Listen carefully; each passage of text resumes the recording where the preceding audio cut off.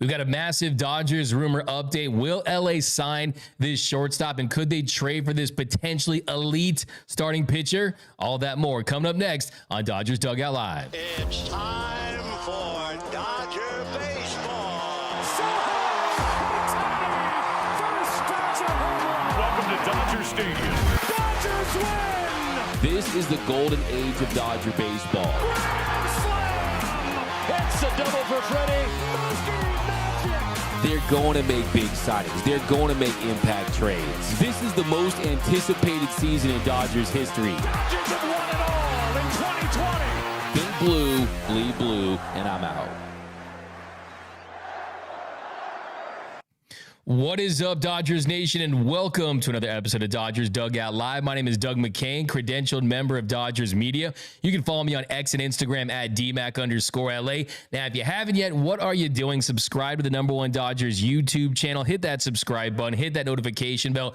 Hit that like button and drop your takes down below. Do you want to see the Dodgers sign Willy Adames? Do you want to see them trade for Garrett Crochet? Also, which of the Dodgers that are currently free agents do you think need to be back? Which ones do you think will be back?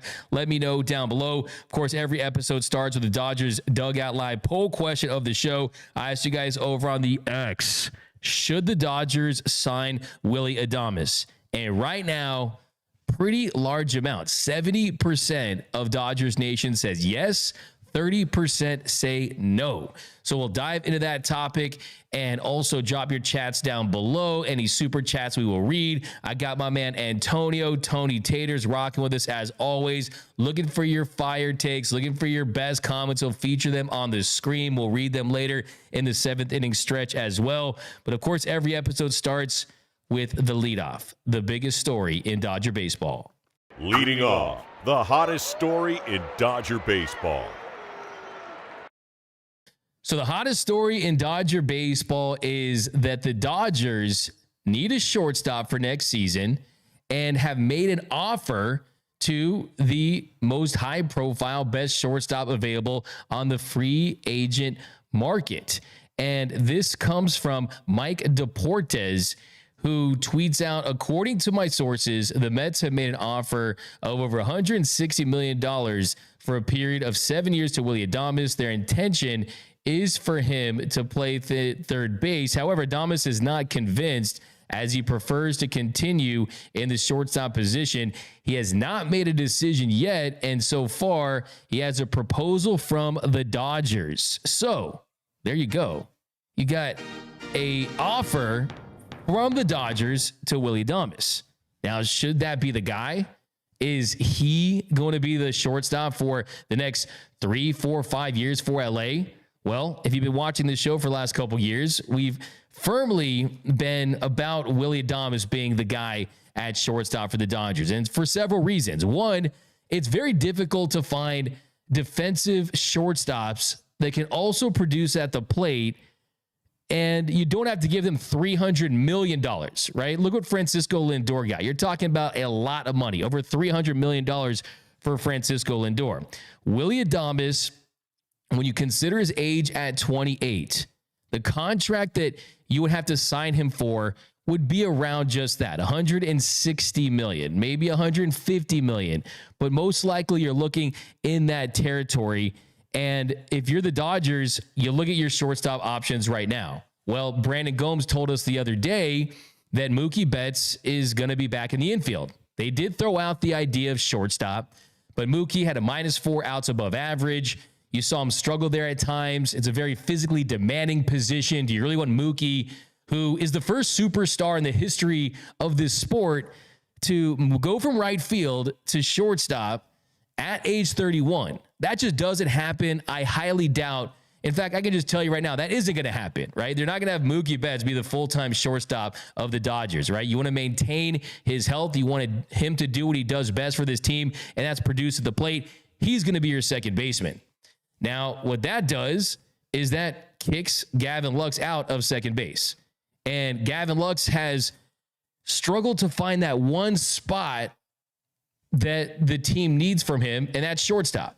The reason why Gavin Lux was on this team last year and the year before was to be that next shortstop. After Corey Seager left, after Trey Turner left, Corey Seager, he had talks early on, and then he never really had talks and communication again after the Rangers offered him that big $325 million deal. It wasn't going to happen. The Dodgers really had an idea a year prior, and that's why they went out there and they traded for Trey Turner. The Dodgers were never in serious talks with Trey Turner to bring back, so it was supposed to be Gavin Lux's position. Gavin Lux suffered the ACL injury, he suffered the hamstring injury, and then in the spring training of 2023, he went down. And then this year, spring training in 2024, he struggled to make the throws, and they quickly moved off of him in that position, and Mookie Betts took over as the Dodgers shortstop. So if Gavin Lux can't be your everyday shortstop and you're not going to go that route, then you go to Tommy Edman. Now, Tommy Edman, he played that position well during the postseason. He made some highlight plays, did have some errors at time. But the thing about Tommy Edman is the reason why he provides value is he can play center field at an above average level. He can play second base at a Gold Glove level. He can play shortstop at an average to an above average level. If the Dodgers were to make Tommy Edman their everyday shortstop, well, then that locks him into that position, save for occasional starts for Miguel Rojas right now. So you don't want to take away Tommy Edman's value by having him be your everyday shortstop. Can he get the job done? Yes, he can, but then he's not your super utility man. Then who's your center fielder? Who is someone that you can plug into different spots if you need them to? You don't want to lock him in to that spot. Willy Adames, on the other hand, though, this is a shortstop that when he's at his best is in the conversation for best defensive shortstops in the game. And we'll start right there.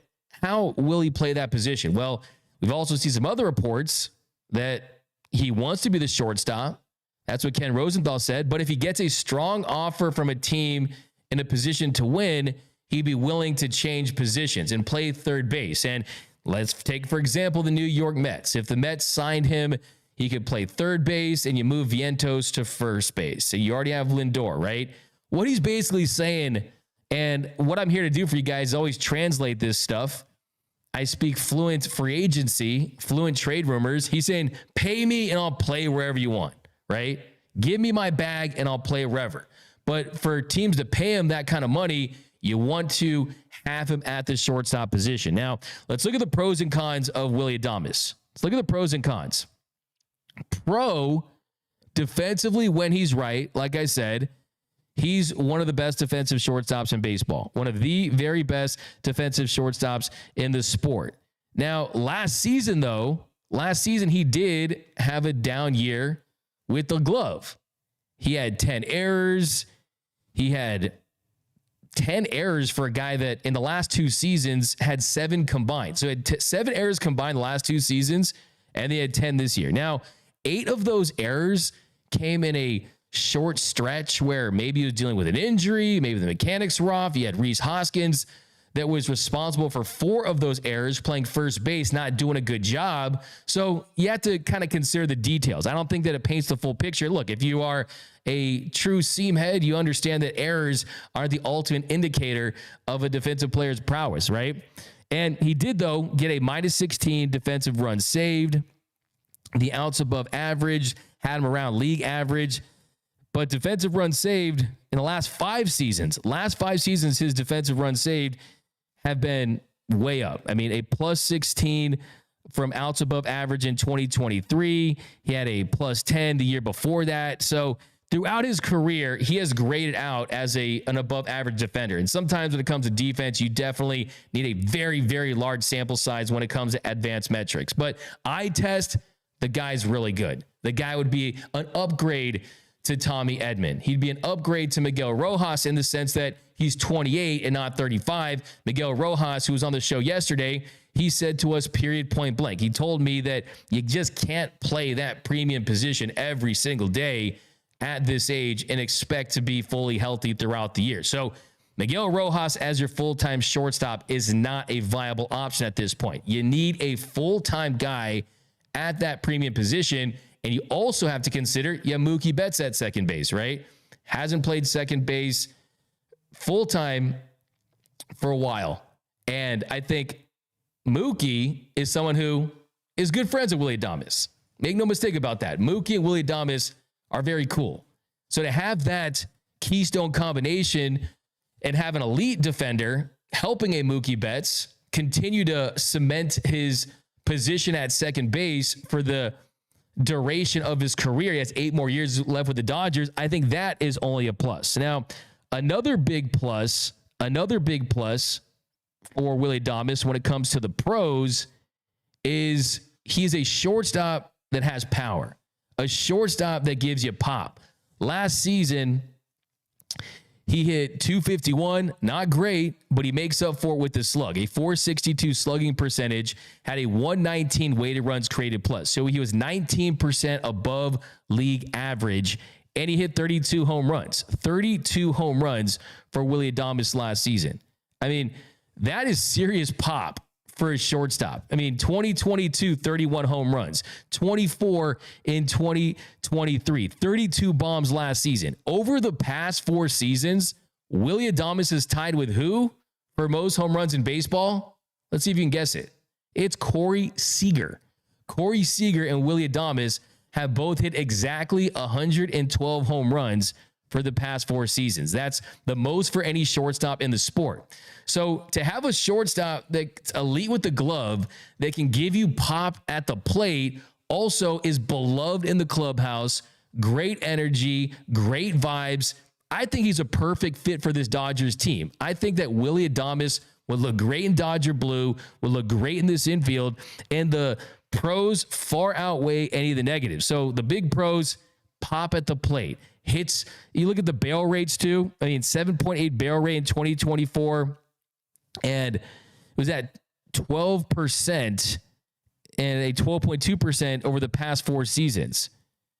And like I said, you look at the defense, 2022, 2023, 25 outs above average, 17 defensive runs saved. Those are elite marks. So you got that box checked off. Elite glove, has the pop. Now, what are the cons? The cons, you could say, he does strike out a lot. He has struck out a lot of swing and miss, a lot of boom or bust in his swing. But that's an area of his game that's improved. That's an area of his game that's gotten better through time. Last season, a 25.1% strikeout rate. That was the lowest in a full season in his career. Also an 84.2% in zone contact rate, a career high. So he's gotten better from that standpoint and managed to hit the most home runs he's had in a single season. And from a weighted runs created plus standpoint, put up a 119 mark, which for a shortstop that's elite with the glove, you'll love that. Now, what is going to be the cost? Could that be seen as a con? I don't think so. I think that if you're going to pay him $160 million, at least you're not giving him $250 to $300 million. At least you're not giving him the Xander Bogaerts contract that the Padres gave to him a couple seasons ago. That was a bad deal. You don't have to go into that ballpark. I mean, you look at some of the comps, Dansby Swanson, who was the same age as Willy Adames entering his free agency. Dansby got $177 million. And if I remember, a lot of you Dodgers fans were out there, D-Mac, let's go get Dansby Swanson. You wanted Dansby Swanson. What did I tell you? I said, they're going to hold off because we're getting Ohtani next offseason. Thankfully, that did happen, and he's in Chicago. Now, Trevor Story, he got $140 million. Javi Baez got $140 million. But Adames is better than Baez, and he's better than Trevor Story. So I think that you look at the needs you have. Yes, this would mean that unless you want to make Gavin Lux your third baseman in due time and keep him in the fold, where he only has a couple more years of team control left, not a lot of time to secure that position for him, you're probably going to have to move Gavin Lux. And I love Gavin Lux. Honestly, if I had to rank the guys I know on the team, he's one of them that I know the most. And it definitely wouldn't be a happy day to move Gavin Lux. But if you're Gavin Lux too, I mean, I think that you kind of want to, I was talking to someone with the team today, and they were saying, look, I mean, he's going to be a star somewhere else, you're going to earn more money down the line. So he's got his World Series with the Dodgers. He did have a resurgent second half of the season after working with his uncle Augie. Gavin Lux on another team with less pressure, that he can be featured more, the arbitration money could go up. The contract down the line could be higher. So I think that this is a win now move. You need your shortstop for a long time. Of all the free agents that I think are attainable right now, I really love the idea of Willy Adames in Dodger Blue. But let me know down below in the comment section, do you want to see Willy Adames in Dodger Blue? Got the pop, got the glove, got the smile. All those Dodgers fans, I saw that reel with the Dodgers fans, who's the hottest Dodger. Did you see that? What? It was from Me Too. Me Too? Yeah. They were loving Anthony Bonda. Oh, without a doubt. Yeah, I'm with the guys that said Freddie Freeman. I thought they meant like hottest Dodger, like who had the best statistics in the postseason. I didn't mean like that kind of hot. I mean, geez. Yeah, no, Me Too's like a Latin social media page, so all the ladies picked Anthony Bonda for sure with good reason, you know? Anthony Bonda, the Bonda Express. We got Ray Barrios, Adames plus frontline starter, way better than signing Soto. Blair Atkinson, hello D-Mac. Adames for $20 to $25 million per year is a bargain in the current market. From Auckland, New Zealand. Give you a comment of the show representing from New Zealand. We got Mr.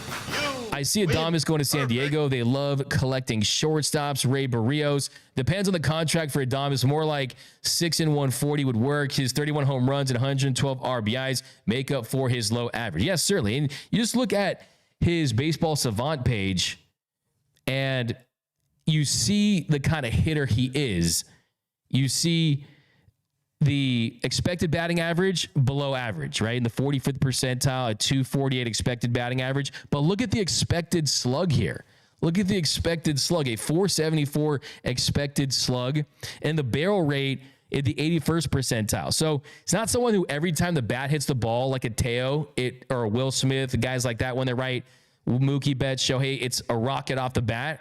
You see that with the average exit velocity in the 40th percentile and the hard hit rate around 50%.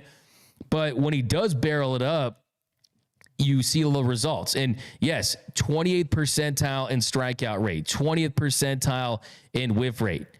But you're going to get those contact numbers that you want from your lineup with Tommy Edman because he's going to be in center field, right? So with the Dodgers, there's a wise guy, I think it was Aristotle Socrates. No, it was me. If you want the dub, you got to slug.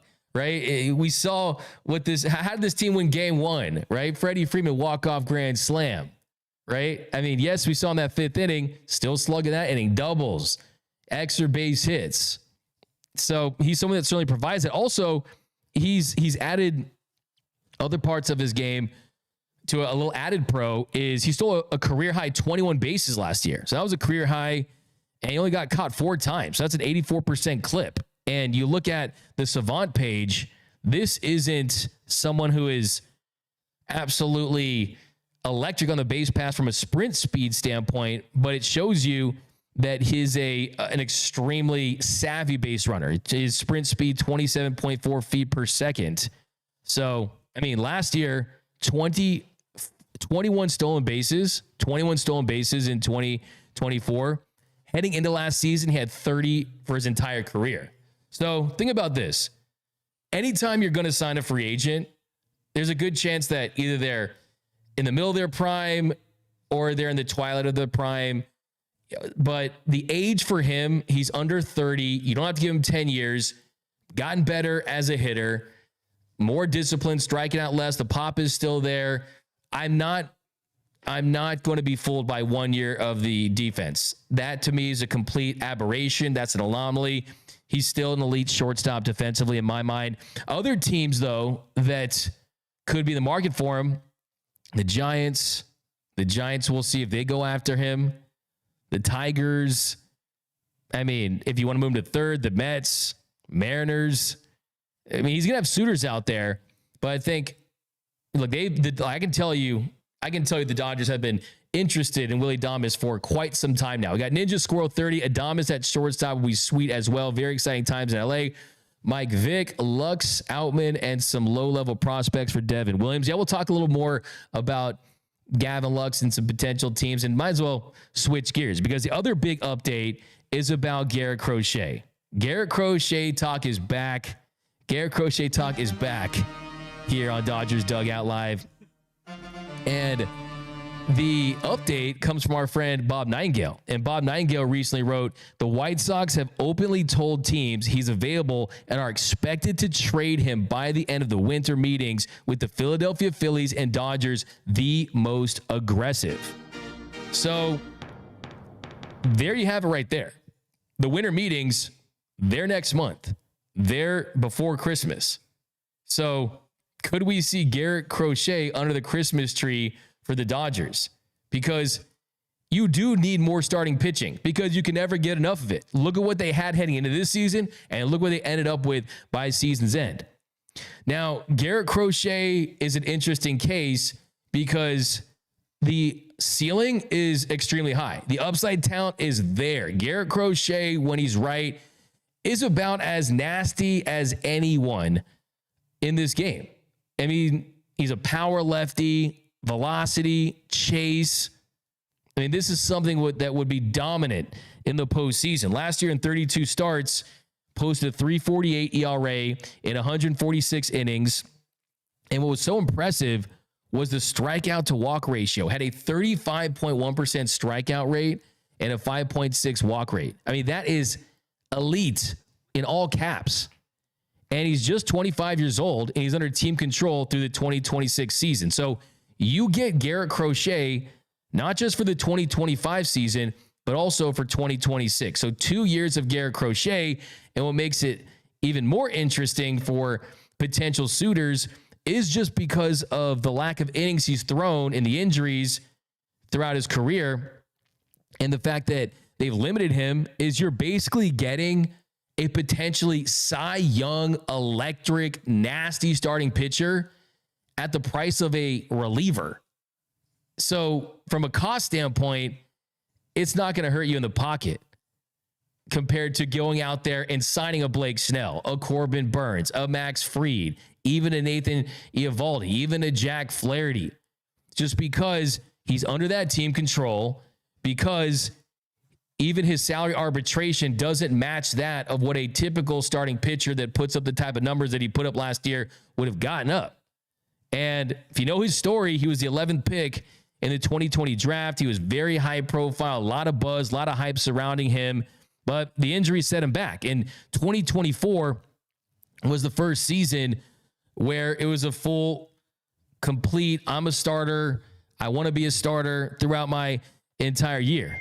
And he did have the surgery in the first part of the career, the Tommy John surgery. And look, these guys that throw this type of gas, that are spinning it like this, that are working mid to upper 90s up in the zone, it's a part of the process at this point. I mean, like Billy Beane says, there's two types of pitchers, ones that have had Tommy John surgery and ones that are going to have Tommy John surgery. And give me the guy that's had Tommy John surgery that has shown that when he's at his best, he's electric. And just kind of putting things into perspective too, when it comes to mileage, I think the check engine light is off.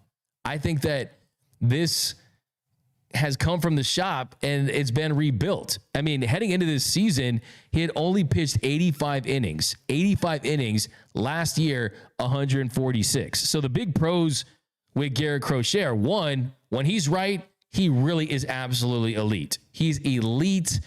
He has great stuff that would play up against an elite lineup. He's got that swing and miss stuff. Look, sometimes you need a guy out there on the mound that says, I'm going to throw my best pitch and it's going to miss a bat.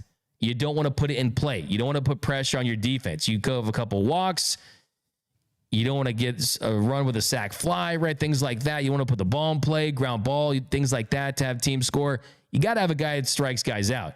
Garrett Crochet can do that with the best of them. Now, he did have some fatigue down the stretch. And some of his numbers did go down. But, dude, he was pitching in baseball hell. After the trade deadline in August, 14 1/3 innings, didn't go past 4 innings. He had a 6.91 ERA.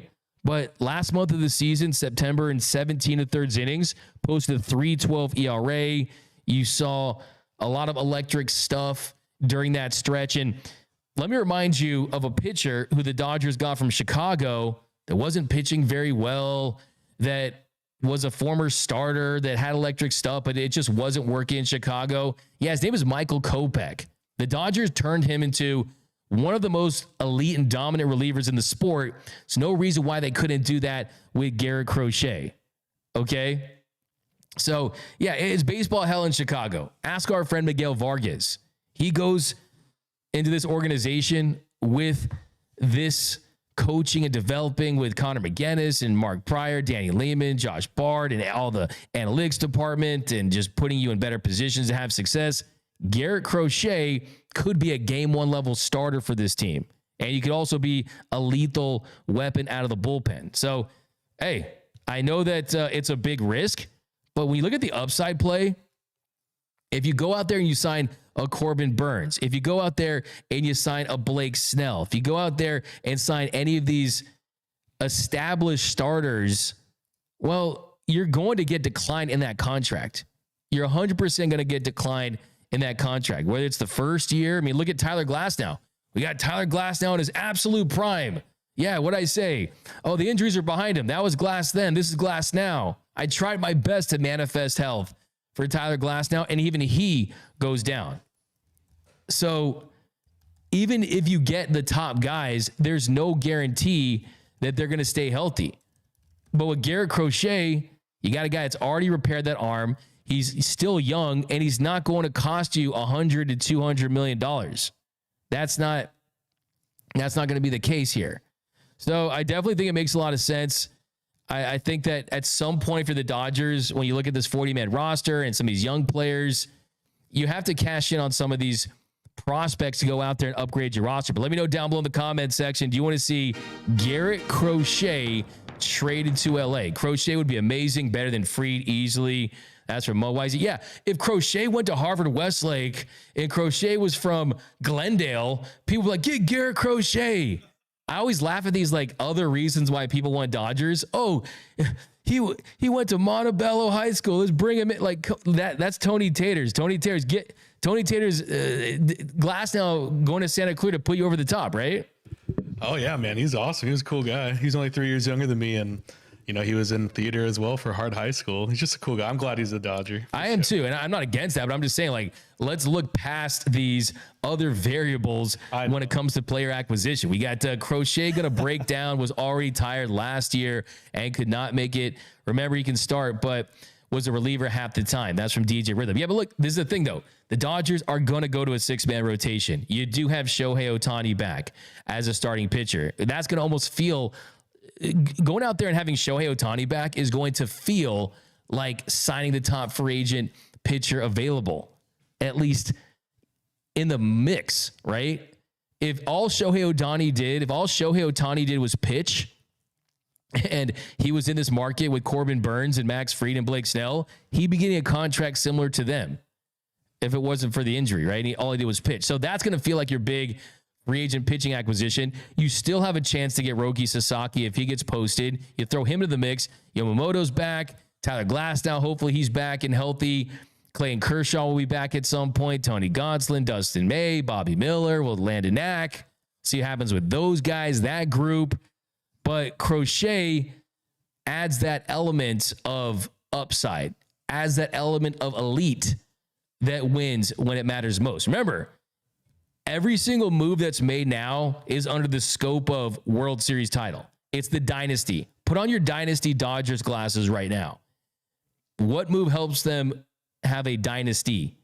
And the relationship the White Sox have too with the Dodgers, that's certainly it. But the fatigue down the stretch, it certainly is a little bit of a red flag. It certainly is, right? But guess what? This organization has shown it's not risk averse. This is the same organization that traded for Tyler Glasnow and extended him. This is the same organization that made Yoshinobu Yamamoto the richest contract offer ever for a starting pitcher without having thrown one pitch in the show. This team is not risk averse. This team will roll the dice on upside. That is what they do. And look at the FIP, 269 FIP, 253 Sierra. Advanced metrics love Garrett Crochet. Strikeout stuff, loves Garrett Crochet. I just don't, last thing I want to see for this Dodgers team is for them to get old when they don't need to. Now, part of your core is going to age, and that's inevitable. Shohei, Mookie, Freddie, the big three, the MV3 is going to get older, and they're not going anywhere. Freddie, 3 more years under contract. Shohei, 9. Mookie, 8. Those guys aren't going anywhere. You gave Will Smith a new deal, $140 million. We'll talk about Teo. We'll talk Walker Buehler a little bit, but trading for a starting pitcher allows you to stay younger and get guys in their prime. The only reason why they went out there and they gave Yamamoto that bag was because they were able to get him when he was 25. So we got Chats, 76 EQZ, maybe like Snell or Crochet would be great picks for us in the offseason, or even Corbin Burns. But I just hope that Willy Adames and Mookie Betts are back in the outfield. Mookie Betts is not going to be back in the outfield. Okay. I've seen this take a lot of places, right? And this is the most parroted take I've heard in the Dodgers land. Mookie Betts is a 6-time Gold Glove Award winner, right? That's like saying a player is an MVP a couple years ago and they should be an MVP now, right? He's an MVP. No, I mean, he's not a Gold Glove winning outfielder right now. If you look at the advanced metrics, even if you look at eye test, he's not moving like he did when he was at the peak of his powers. Is he still going to make highlight plays? Sure. Are you going to see him go out there and impact the game positively? You will, but he has a better chance of winning a Gold Glove at second base than he does in right field. And him at second base, that allows you to say, you know what? We are not worried about the defensive variable of fatigue and how it could impact his production at the plate. The best version of Mookie Betts as an outfielder right now doesn't help this team win as much as prioritizing him at the plate offensively. Look, there were times Mookie got off to a hot start last year. Mookie was great at the beginning. He was the leader for MVP for the first couple weeks of the season. But the more he played shortstop, the more his offensive numbers went down. When he came back, he was more comfortable in right because right at least was easier than short. So Mookie's your second baseman. He's in the infield. And here's about this. Here, let's just put the end of this story. End of the story right here is Brandon Gomes said that Mookie was the one that wanted to play second base. Mookie gets what Mookie wants. And I also think it's better for this team. But coming up next, we're going to take a look at 9 Dodgers that could be gone next year. How many of these guys will be back to run it back? That's coming up next on What Up, Dodgers Nation? D-Mac here to remind you that if you have not yet, be sure to subscribe to the Dodgers Dugout Live podcast. You can find it wherever you get your podcast. So if you want to listen to the show in audio form, when you're driving to Dodger Stadium, when you're driving from Dodger Stadium, when you're commuting to work, wherever it is, you definitely want to lock into the podcast. We're going to start featuring some podcast exclusives, interviews. So definitely, even if you do watch the show daily on YouTube, be sure to subscribe to the Dodgers Dugout Live podcast, wherever your podcast. So be sure to do that. It really supports the channel. And as always, think blue, bleed blue, and I'm out.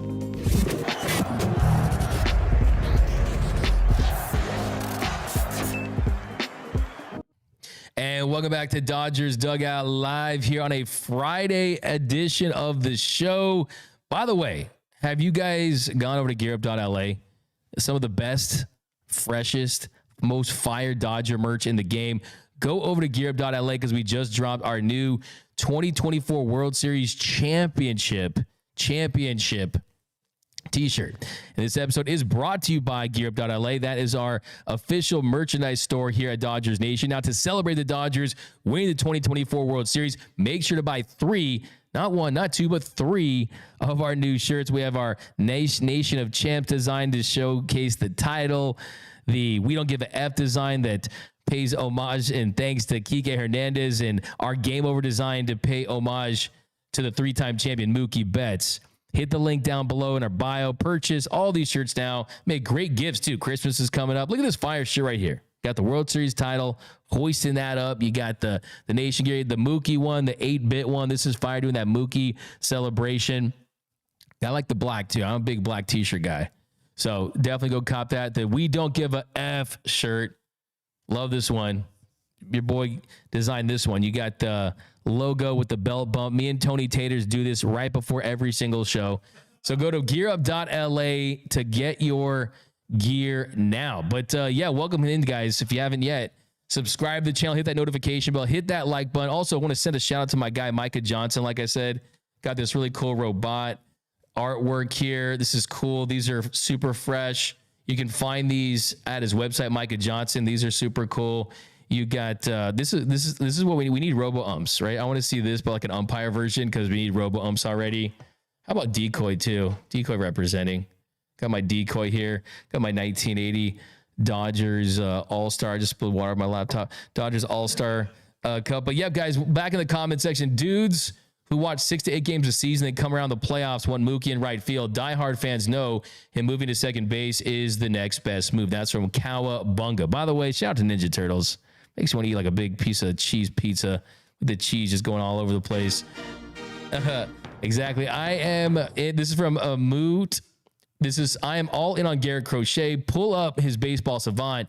He has elite stuff that plays up in the postseason. Sounds like a me take. He's got that elite stuff that plays up in the postseason. He could have a Scooble type season and be even better than him. He can be top 5. So that's a fire take. Rack 'em, Mo Wheel. We got Pika Pete Crochet gonna get lit up in the postseason.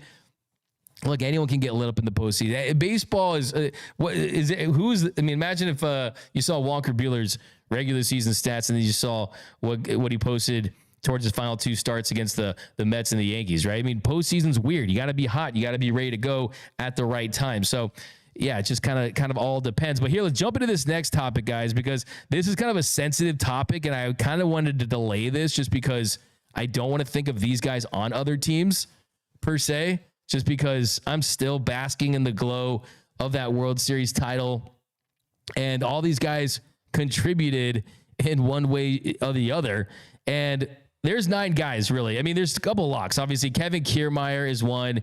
He's a lock. Kevin Kiermaier, who I guess I'll always have the take where I said that he was the best Dodgers outfielder in the history of this franchise, but it was kind of short-lived. They didn't really have that many opportunities to do that. So since he didn't get the opportunities, I'm going to kind of go back to Bellinger, kind of just because of what he meant to this team and the plays he made during the 2020 postseason. Then the second one, Daniel Hudson. Daniel Hudson has already said that he's retiring. He came back for a World Series championship. They won that. Huddy was big, not just as a pitcher, but a mentor, taking some of these young guys, just talking to guys like Ben Casperius and these young Dodgers pitchers. He was invaluable. He was absolutely invaluable.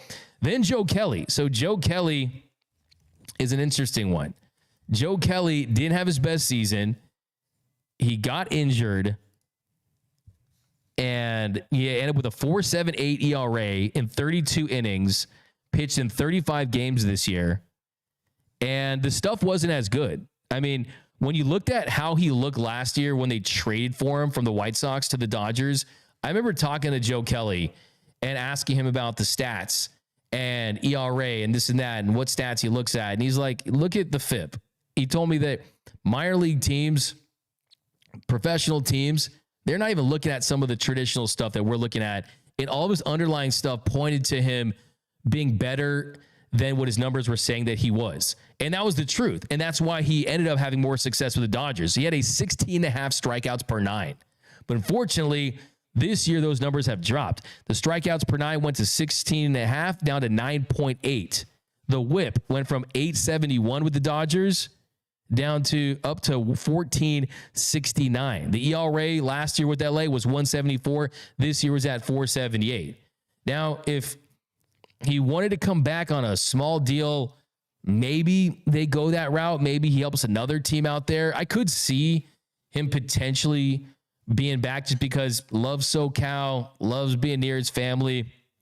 There's not a 0% chance, but when you look at how this bullpen shapes up, it's definitely a question mark right now. So Joe Kelly's one. Blake Trinan is the big one. Blake Trinan is the big one of, does he come back? Now, Blake is a certified hero for the Dodgers in the postseason. We know why Antonio loves Blake Trinan, right?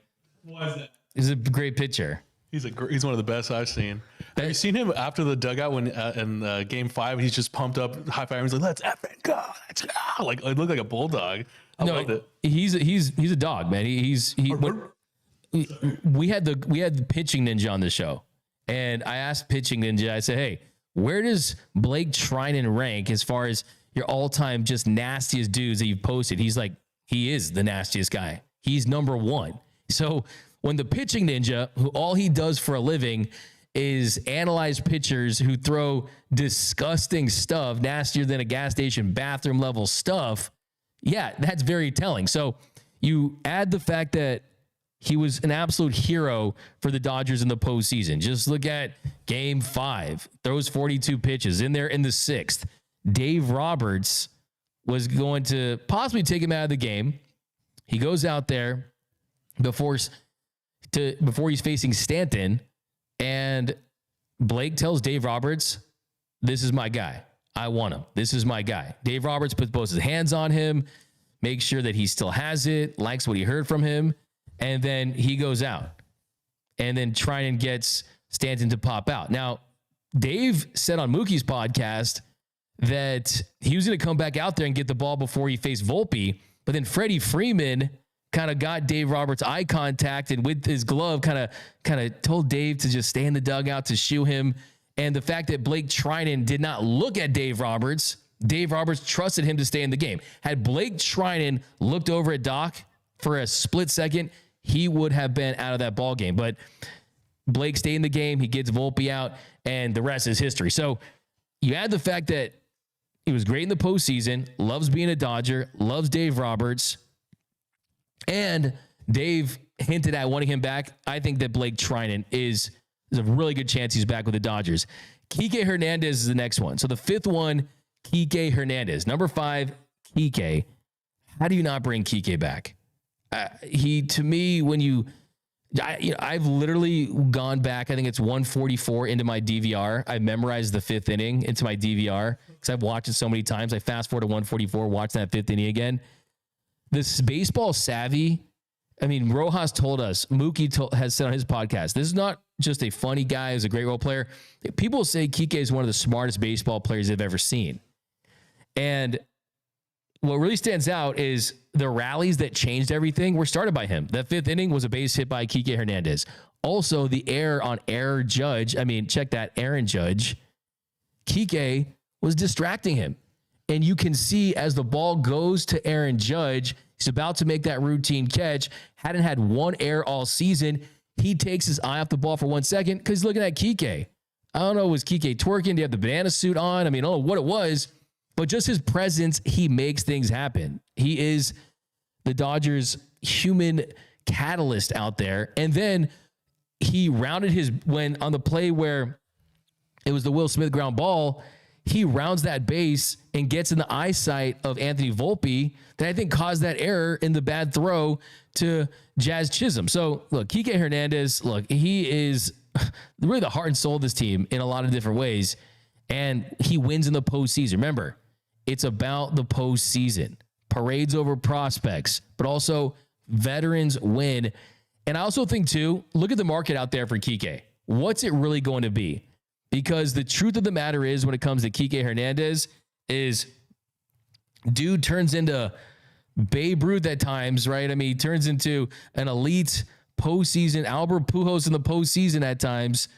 But in the regular season, he just has not ever for a full season put it together where you can say, all right, we want to give Kike $50 million because he can be that guy. I mean, the truth is in the postseason, he's a different hitter. Postseason Kike, his numbers, he has a 120 OPS plus, a 120 OPS plus, an 874 OPS. That 874 OPS in the postseason, you compare that to what he does in the regular season, the OPS goes to 713. He's average in the regular season, elite at times in the postseason, comes up in big spots. So I just don't think there's going to be tons of teams lining up for what he can do for them in the postseason because there's not a lot of teams out there that'll say, oh, we're guaranteed a deep run in the postseason, so we're going to get that value from Kike Hernandez. The Dodgers are one of those teams where, hey, they made the postseason 12 consecutive years. They know what they're going to get for him. So the update on Kike, though, is that on his Instagram, he took the Dodgers out of his bio, and now his hat is a blank hat that has a question mark on it. So bring back Mr. Keektober. I don't think it would break the bank. He can provide valuable depth at third base too. If with Max Muncy still there, they're not trading for Nolan Arenado, let's be honest, or anyone really. At third base is Max Muncy's, but he hasn't done well against lefties. So you're going to want Kike Hernandez potentially there if he gets injured, or you're in a platoon situation. He's going to find a role for this team. So bring back Kike Hernandez. If nothing else, we could try to sell more t-shirts. But next Dodger that could be gone is Teoscar Hernandez. And Teo, this is the touchy subject. And his agent, I mean, I can't read his whole tweet, but it's his agent, Rafa Nieves. He tweeted a couple of weeks ago that 9 months ago, every agent criticized me and Teo for taking a one-year deal. The truth is the market was soft for everyone, and he was coming off a down year while playing in a very pitcher-friendly environment. We were looking for a 3-year deal, and while reading the market and realizing that deal might not exist, I asked him what his priority was, and he said he wanted to go and win and to play deep in October. So we pivoted and focused on getting the best short-term deal on the best team interested. So the big takeaway there is, one, sometimes those prove it to yourself, those one-year deals, prove it to the league that you still have, that you're worth more. They work, and oftentimes they work when you're in good organizations, and certainly it couldn't have paid off any more for Teoscar Hernandez. Makes the All-Star team, wins the Dodgers' first home run derby championship, was clutch throughout the postseason. Look, his 2-run double there in the 5th inning was massive. I mean, you could make a case it was one of the top 5 most impactful hits during the postseason run, maybe even top 2, 3, right? I mean, that's how big that was, because you don't tie that game, you don't win that game. Maybe this is a very different and dark show that we're having today. So he is someone that fits in this lineup. He's coming off an incredible season. He hit 272, 339, had a 501 slug, hit 33 home runs, had a 134 weighted runs created plus, so he's 34% above league average. And he totally proved that last year was an aberration. So last year with the Mariners in that pitcher's park, wasn't a great situation, had a 106 weighted runs created plus, so he's just 6% above league average. That number jumped to 134. So from 106 to 134, 100's league average, remember, 6% above league average with the Mariners, 34% above league average with the Dodgers. And he signed a $23 million deal, had $8 million of that deferred, and he was the perfect right-handed hitter in the heart of this Dodgers lineup. And the things that make you feel good about signing him long-term, I think outweigh anything that doesn't. The con would be he's going to be in his 32 season. His age 32 season next year could turn some teams off, could turn former eras of the Dodgers off, could possibly lead to teams wanting a shorter-term deal. But when you look at his contact rates and when you look how things have trended for him, he's showing no signs of slowing down. He has so much left in the tank that I look at this window right now with the Dodgers. I think you have to win as many championships with Shohei Ohtani in the first 5 years. Forget the last 5. If you win them, they're great. But you can't bank on him being the unicorn, the greatest show in baseball for the last 5. Try to squeeze out as many pieces of metal in the first 5. I think that has to be the priority. And with Teoscar Hernandez, I mean, this is someone who's never in his career posted an exit velo under 90 miles per hour or a hard hit rate under 46%. The barrel rate at 14.3%, I mean, that is almost double the 7.8% league average. So he barrels the ball up at twice the rate that the league averages. And that's how you win. Hard hit balls, barreling up balls. And really the con, I mean, if you want to point out the strikeouts, 28.8% strikeout rate, does ground out a good amount, but still the hard hit rate, the damage that he does, it outweighs it. It outweighs it when you look at the intangibles too. I mean, this is a guy who literally, of all the people that were at that rally, think about this. Think about the Dodgers championship rally, right? Think about it. Clayton Kershaw, who was basically a WWE wrestler out there. Dodgers for life, right? Of all the guys out there, Mookie Betts, Shohei Ohtani, all the guys out there, Friedman, Dave Roberts, Kike, who was the one guy that was crying, who was literally emotional? It was Teoscar Hernandez. And mind you, these guys are all multimillionaires. These guys all have generational wealth. But for a player to love what this franchise did for him and be that moved me as a fan, as an analyst, as a host of this show to say, you know what, this guy freaking bleeds Dodger blue, right? And he got a taste of it and he doesn't want anything else. So that leads me to believe that he's willing to work on a deal that makes sense for both sides. And with the fact that Mookie Betts is going to be in the infield, that opens up right field. And in left field, yes, the defensive metrics weren't great. As a corner outfielder, they didn't grade out well, but it was the first time they had played left since 2021. And right, it's a better situation for him. He's more comfortable. But let's not forget, I mean, throughout Giancarlo Stanton, remember, it takes 5 business days to get home for him. BBL Stanton, right? I'm going to give myself a bruh for that one. Well deserved. So I think it makes a ton of sense. I really see, if you want to give him a 3-year deal, I have no problem giving him a 3-year, $70 million deal. 3-year, $70 million with a player, with the club option at the end. I think it's a no-brainer. Give me Teoscar, give me Willy Adames, trade for a starter. Let's run it back and go back to back. I think that's the move. But we'll talk more about Teo too in depth as the winter rolls along. But a team to look out for that scares me. I'm not saying I'm trying to LeVar Ball manifest this, right? But I fear him as a Red Sox. After watching that Red Sox doc, I could like see him in a Red Sox uniform. The Red Sox were the one team that offered him a 2-year, $28 million deal last offseason. Could he be on the Red Sox, the Blue Jays, the Giants with Buster Posey? The Giants would love to sign a Dodger that would piss off the fans. So a lot of teams would, I mean, who doesn't need a guy that just absolutely demolishes left-handed pitching? Was the Dodgers' best, most clutch hitter last season. So I got to have my Teoscar back, the All-Star Hernandez. Now, next one, number 7, Walker Buehler. Now, Walker Buehler is an interesting case because you don't need to give him on a multi-year deal. If Walker Buehler says, I want to be back on a 3-year deal, it's Walker. We love you, man, but good luck with that. Because I think the best that he can do is a 2-year deal with an opt-out after 1. 2 years, $30 million, opt-out after 1. But I also think there's a world where he signs a 1-year deal at $15 million, similar to what Jack Flaherty did last year with the Detroit Tigers. And there's a reason why the Dodgers did not extend him the qualifying offer. And it's because they knew he would probably have taken it. He would have taken that qualifying offer, right? And then, look, that's the thing, Dodgers too. I mean, they extended that qualifying offer to Teoscar Hernandez. That could scare teams away, right? That's kind of how it works with the QO.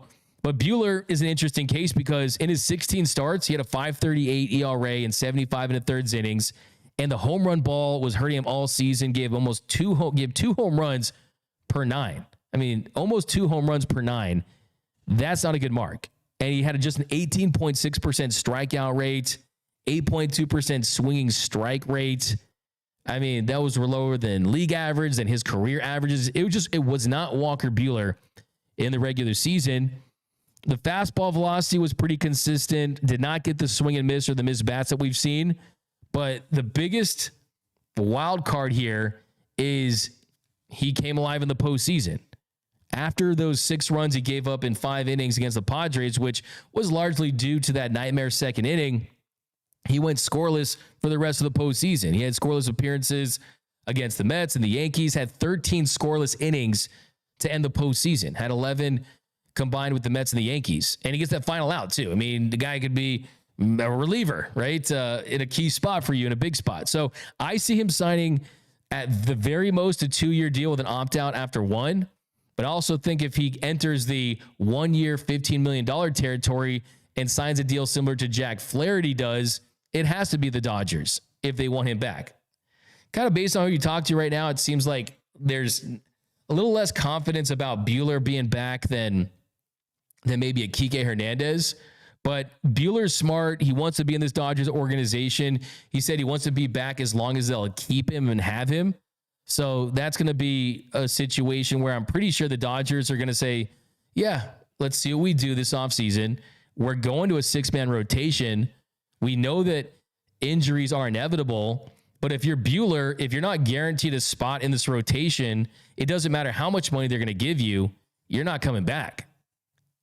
And that's just the truth, because he needs this situation where he can make as many starts as he can so he can prove to teams out there that he's worth $100+ million, because that's his goal. Walker Buehler's goal. He wants to be a $100+ million pitcher, right? That's what he was during the first part of his career. So I love Butane back. It's not as much, it's more of an emotional thing than a team thing. And to think that he's going to be what he was in the postseason for a full regular season, I think he can be good. I think that his ceiling right now is a number 3 starter that has moments where he pitches like a 2. And then if the adrenaline is at a 10 in the postseason, he can go out there and shove for you in a big spot. I love me some Walker Buehler, some Butane, right? But I just don't know if I see him come back. How about you, Tony Taters? Is Buehler going to be back? What's your gut tell you? I think he'll be back for sure. He's got a little, I'm sure he's stoked for the getting the World Series ring, but I know he wants to play a full season with the Dodgers. So I'm confident the Dodgers will bring him back. Maybe he'll take a discount, not a hometown discount, but a discount. You never know.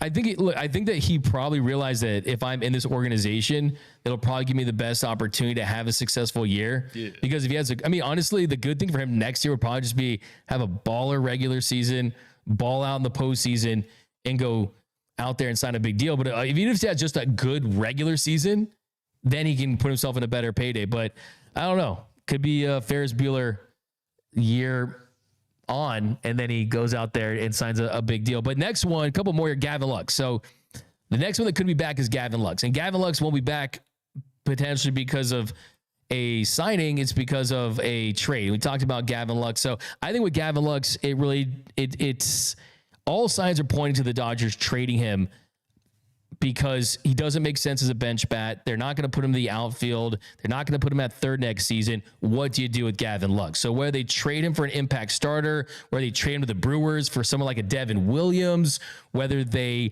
trade him for some prospects that they could keep off the 40-man roster, almost a Jackson Ferris type, like high upside guys, there's certainly that world.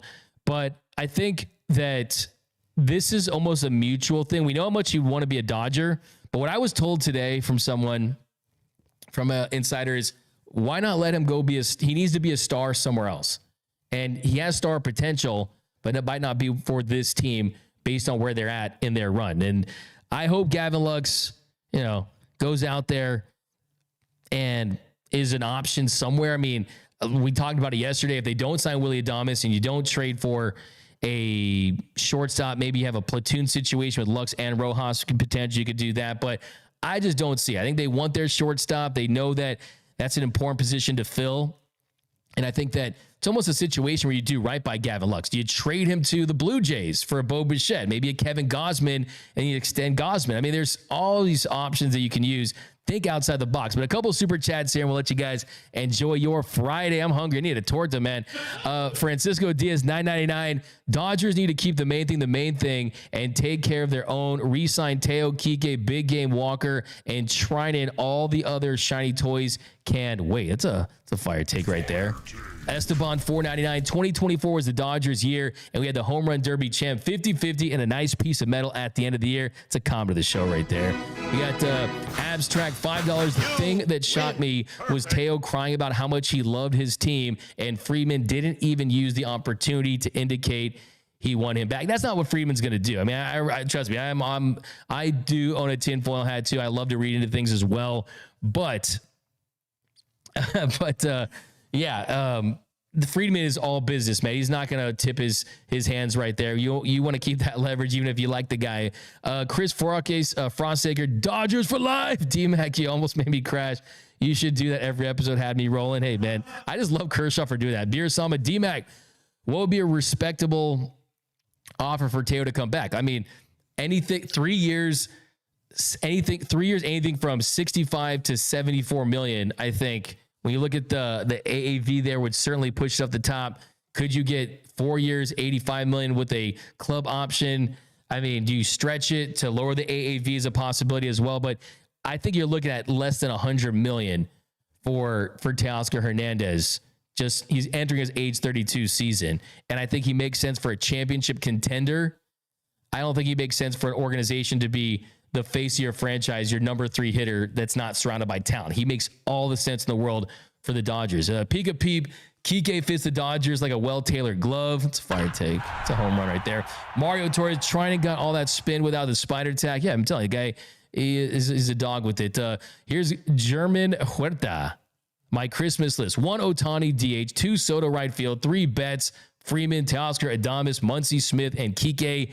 James Bostrom, bring back Teo Hernandez. D-Mac, where's Dustin May going to fit in? Ken Warm, we'll see. I'm going to try to get Dustin May on pretty soon here to talk about his offseason. He was at the championship parade. We know his stuff. Moves more than the military family. We've been waiting for Dustin Mania. Will that be next season? Look, you saw Blake Trinan. Maybe Dustin May is a reliever, because we know if there's someone that can rival Blake Trinan as far as just viral nasty stuff, it's D May. So I wanted him in this franchise too, for sure. But that's going to do it for this episode of Dodgers Dugout Live. My name is Doug McKain. You can follow me on X and Instagram at DMac_LA. If you haven't yet, be sure to subscribe to the channel, hit that notification bell, hit that like button. One more super chat on the way out. Silencer 818, can we afford Adames and Teo? Absolutely. Are you kidding me? There's probably another 3 Japanese sponsorships right now. Ohtani went 50-50. He's only getting $2 million a year. He's making less than Justin Turner with the Dodgers last season. Hell yeah, they can afford both of them, okay? Especially when you consider a deep postseason run and leading the league in attendance. But talk to you guys some point this week, and we'll be back for sure on Monday. But guys, hit that like button, drop those comments down below, and most importantly, remember, nothing brings us together quite like Dodger baseball. And until next time, think blue, bleed blue,